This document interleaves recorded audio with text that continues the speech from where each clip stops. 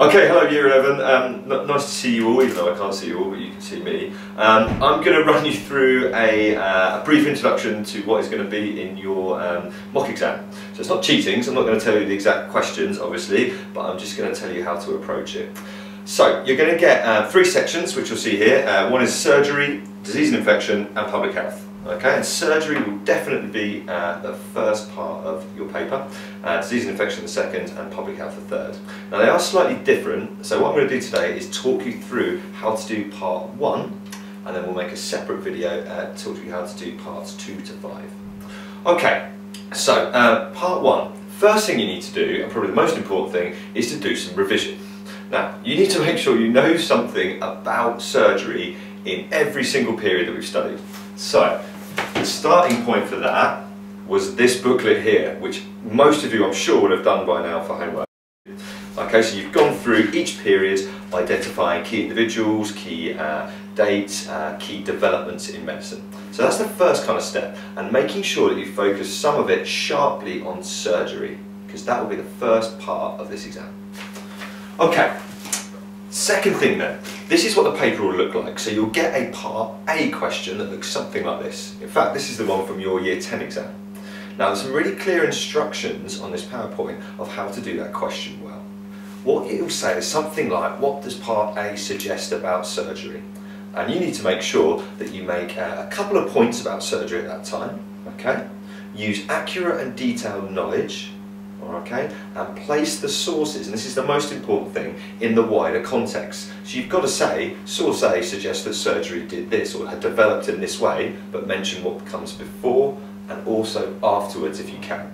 And that's how you'll get full marks on that. Okay, then the second part, part 1B, will say, right, here's another source, what's different about this one? So here's the second source from your mocks. Sorry, your Year 10 exam, not your mock.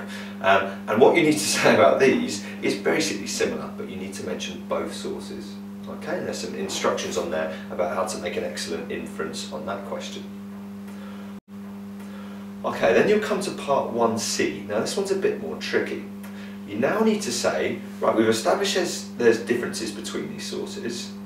Okay, why are there differences? So you need to look at changes in medicine and the kind of wider world, okay, and write some of those down.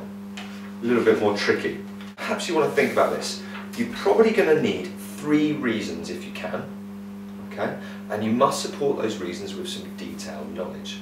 So why between the Renaissance and the 19th century has surgery changed so much? That was the question you did in your Year 10 exam. So you might be thinking, what's changed in terms of technology, what's changed in terms of people's attitudes, what great discoveries were there, and try to mention and explain 3 of them. Okay, that just leaves 1D then, and 1D is a factors question. You didn't do one of these on your Year 10 exam, so it might be quite difficult actually. Okay, and what you're going to be required to do is think about our factors. So we've looked at these all the way through the course. And the question will be something like the one up here. So something like, throughout history, surgery has changed greatly at different times. Why was this? And all they're asking you to do really is to explain 3, maybe 4 factors, okay? How those factors are connected, okay? Make a judgment on which one was the most important one, and then explain that judgment. Now you've got the list of factors up here, so war, chance, government, religion, all those kind of normal ones. So it's something we should be really, really comfortable with. Now obviously you need to use examples and as detailed and specific as possible about each one of the factors you talk about. Okay? Now, last little slide for me for the moment is just going to give you some idea of the things you might need to revise for parts 2 to 5, because it could be on any one of these things.